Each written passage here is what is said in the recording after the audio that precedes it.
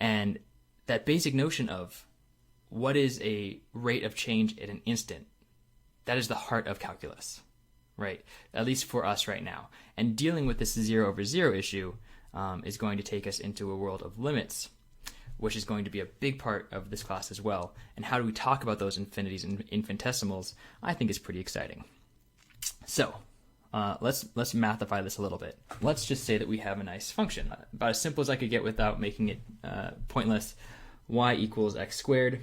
If y equals x squared is our function, we could think of y from before would be our distance, and x squared, so x would be our time, but we don't really even need distance and time if we're just talking about an average rate of change. Okay, so instead of average velocity, we'll say average rate of change is the more general setup for us if we're not talking about distances and time. Maybe we're talking about profit and number of items made, or maybe we're talking about happiness versus sleep. All kinds of things might have these related rates or average rates of. Sorry, I think I said this a little wrong a second ago. Average rate of change is kind of the more general setup instead of velocity.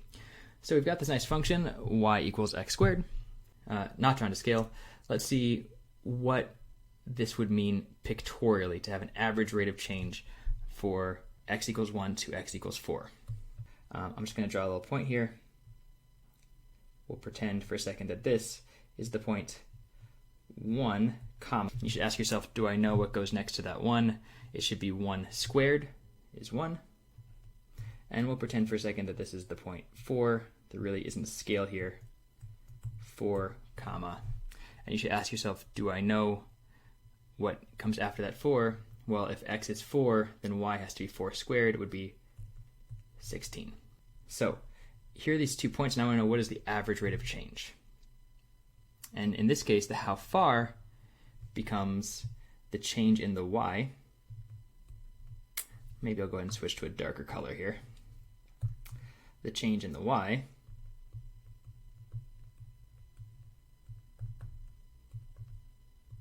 over the change in the x.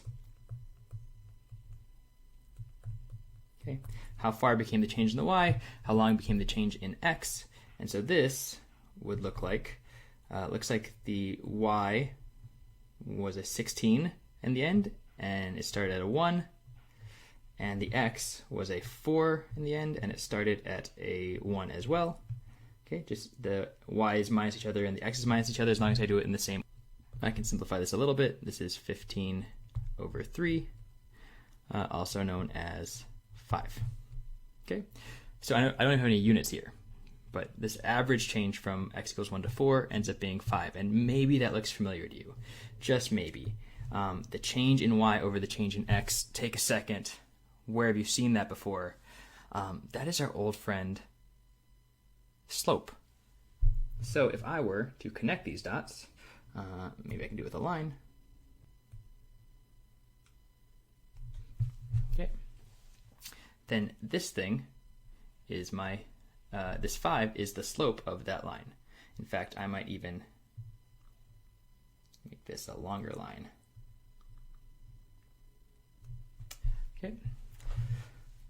So in this case, looks like we have m equals 5, that slope. This line has a name, this kind of a line, that is defined as crossing a curve at 2 places, and maybe you remember it from geometry.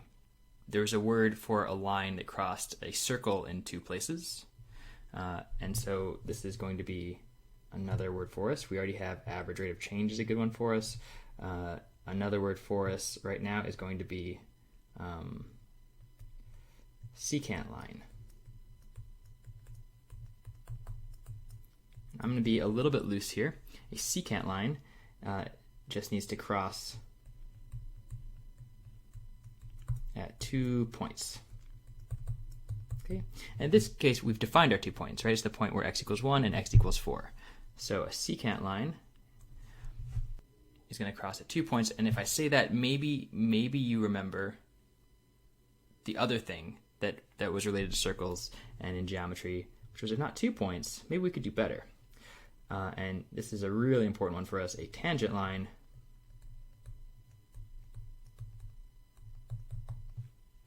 I'm going to be a little loose on this definition as well. is going to cross at one point. Okay. I'm trying to write these definitions in really short, memorable ways. Your book does a lot more formal way. Whatever book you use is going to do this a lot more formally. So I do recommend having a book nearby to fill in some of these details so that we don't need to waste a whole lot of time writing down super long definitions for things that maybe you've seen before. Okay, and we are going to have a better definition of tangent line real soon. Tangent line crosses at one point. That doesn't really tell us quite what it should look like, but let me go ahead and try to draw it down here.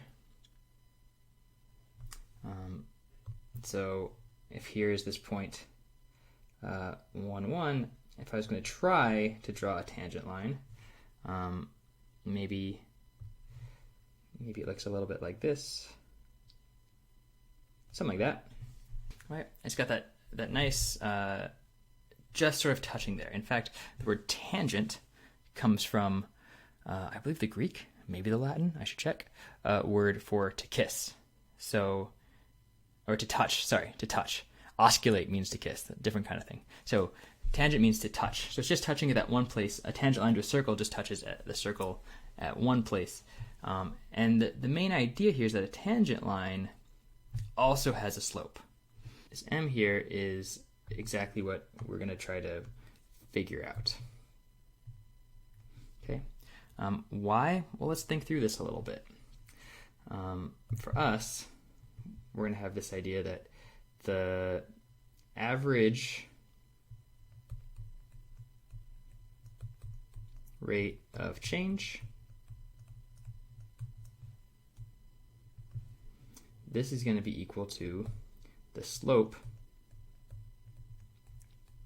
of the secant line. Okay, that's what we just did. But the big thing that we're about to work on is that the instantaneous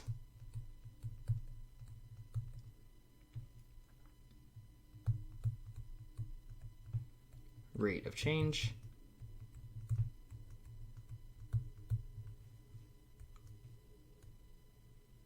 this thing that Zeno was grappling with, what does it mean to be changing right now? What's that speed right now? This is going to be equal to the slope of the tangent line.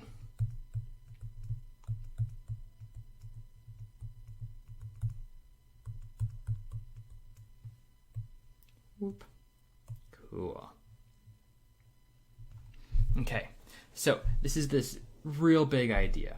I know it doesn't seem so good right now, or so important right now, but think about it for a second. How quickly is this blue curve changing at that point? Well, it should be changing exactly as quickly as the line that just touches it right there. They should have, in some meaningful way, the same slope, right, at that point. So if I wanted to talk about the slope of a curve, well, I can't really, right? A curve doesn't have a slope, but its tangent line does. And that tangent line is going to tell us how fast is it changing right now. And for a simple curve like y equals x squared, we'll be able to actually figure this out pretty soon. But in order to do it more fully in lots of interesting scenarios in higher dimensions or in more complicated functions, we need some really strong grounding in the math underneath. If anything, the pages and pages and years of arguments about Zeno's paradox have taught us that if you don't have a firm grounding for this stuff, then you're gonna, then you're gonna end up really confused. You're gonna end up with a lot of debates, and I'm just trying to make this a little smaller here, and misunderstandings. Let's just shrink this down here a little bit. You can live over there, fun facts. Cool. So how might we get to this? For right now, for this first lesson, we are just going to estimate it. So I want you to think for a second, all right, I can't get this, but maybe what you thought about doing before was actually something where instead of doing 4 here, maybe I could have done a 3. And that tangent line might be closer. Or a 2. Or a 1. By walking this second point closer and closer, I might get closer and closer to the actual slope of that tangent line. So what we're going to do is we're going to approximate our tangent line by a series of secants. Okay, the basic idea here is we're going to pick another point somewhere up here. We're going to call this point just xy. Okay, and so the slope, in this case, are so let's actually just write down what we have. We've got y equals x squared, and we want to know the slope through, the slope of the secant line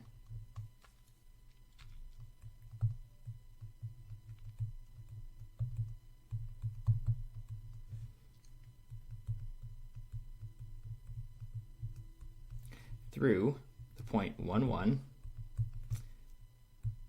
and xy. Okay. Different books, different approaches will have lots of notation for this. They'll have the slope from P to Q is a really common one.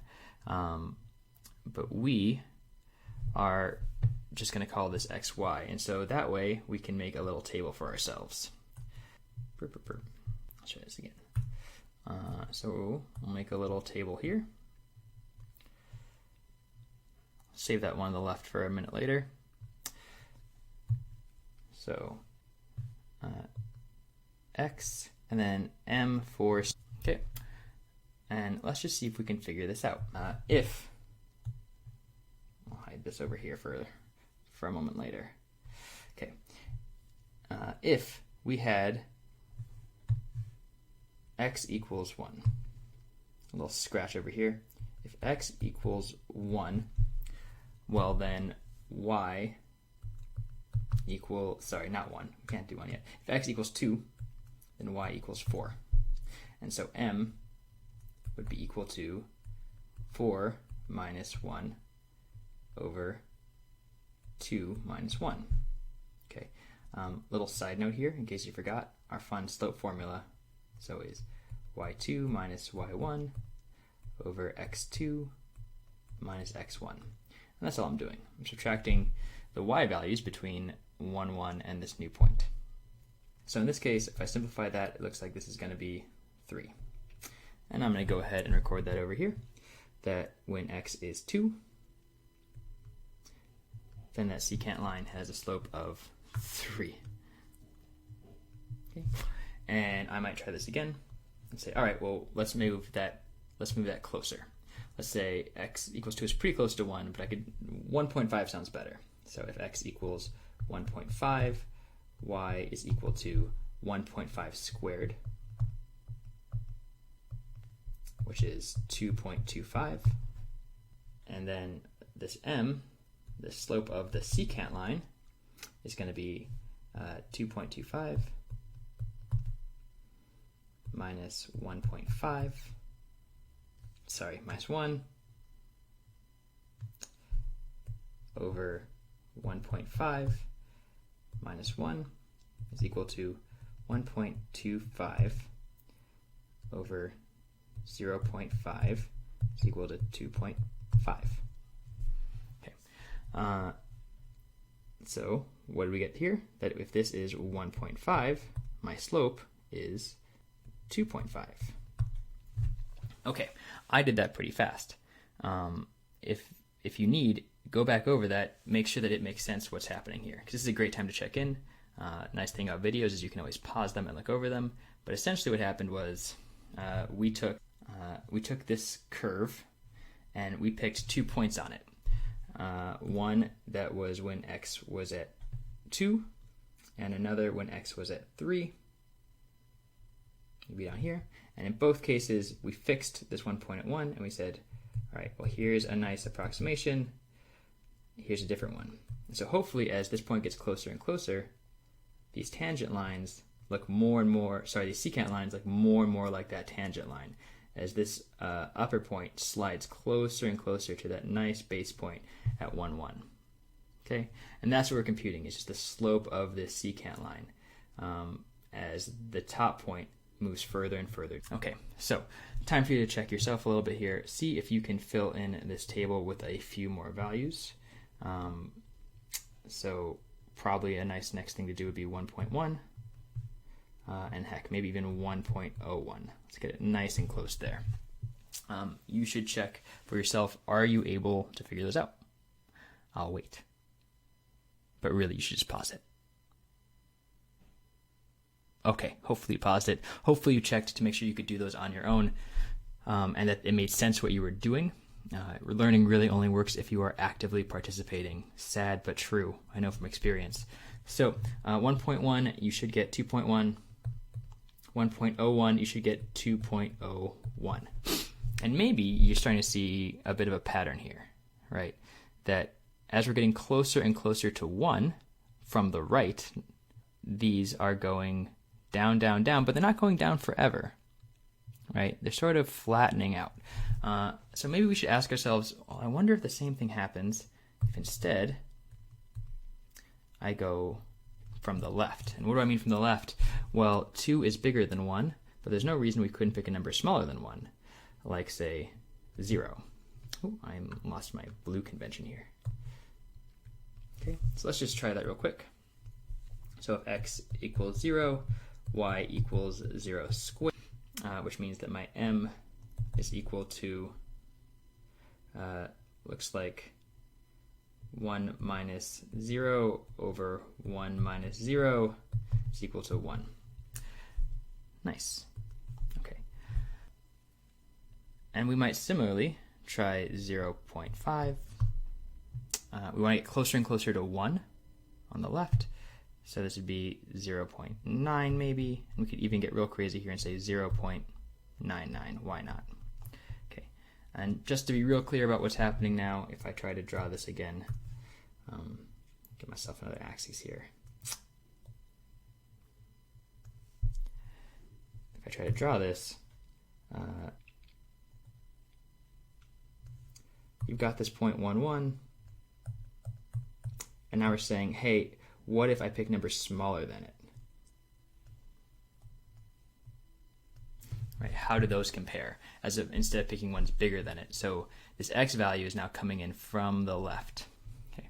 So take a second, see if you can compute those. Pause the video. Think about it. I'm going to write down these answers for you. This should give you 1.5, 1.9, and 1.99. Okay, now hopefully if you did a couple of these, you quickly realize that this feels like this should be calculator work, right? 1, you got to plug these into your calculator. 2, if you know how to use a spreadsheet or even lists on a graphing calculator, you can definitely use that to help your life a lot here. The point of this, you should do a couple by hand for sure, but the point of this isn't to make you do a whole bunch of calculations, it's to build intuition. So not in this video, but we're thinking about how can we automate this, how can we get a computer to give us some of these answers. Right now this feels like a little bit of intuition. As problems get harder, what this is called is called a numeric approximation. And that is actually big business, believe it or not, even though in this class, this particular example is really made to help give you a sense of what's... Let's take a look at what we got here. So if I was going to maybe try to draw this table out in a different way, I might draw it like this. X, M. And I might say, all right, well, at 0, I had a value. At 0.5, I had a value. At 0.9, I had a value. At 0.99, I had a value. A little blank here. At 1.01, I had a value. At 1.1, I had a value. At 1.5, I had a value. And at 2, I had a value. And if I fill in this little sideways table here, it looks like I get 1, 1.5, 1.9, 1.99. Over on the other side, I would get 2.01, 2.1, 2.5, and okay. And the idea here is you look at these x values and they are on both sides. They are squeezing in towards the number I care about, which is 1. If I plug in 1, I'm stuck. If I plug in 1, that denominator goes to 0 and I can't compute it. But somewhere in here, just maybe, is the value I care about. Okay. I shouldn't use m again. But this is the thing that really we want to know. And I think if you look at it, there's an obvious choice here, right? There's an obvious choice about what number should go right there. So the number that should go right there, you could think of it as the average of these two, but really you want to use your eyes a little bit here and say, yes, actually they are converging on both sides to this number right here, which is going to be a 2. So that tangent line, via this incredibly thorough investigation, what we're saying is that, hey, the tangent line to y equals x squared at x equals 1 has slope equals 2. Cool. That slope, it might not seem like much, it's a big deal. That slope is our instantaneous rate of change. And so what we're going to say in a second, here's way one of saying it, here's way two of saying it, is we say that f of x equals x squared has a derivative of 2 at x equals 1. Okay, so if you've heard this word derivative, technically not a part of this section, but that's what this is. This derivative is just that rate of change, that instantaneous rate of change. How fast am I going right now, right? What is happening to the slopes of the secant lines as they squeeze in to give me my tangent line? Does it exist? Does it make sense to talk about it, right? Sometimes the answer is going to be no, it doesn't make sense to talk about it. But this is where this class is, and what we need for this is a couple of things. One is this tangent line, okay, and the slope of it. Okay, that is going to be equivalent to our derivative to our instantaneous rate of change.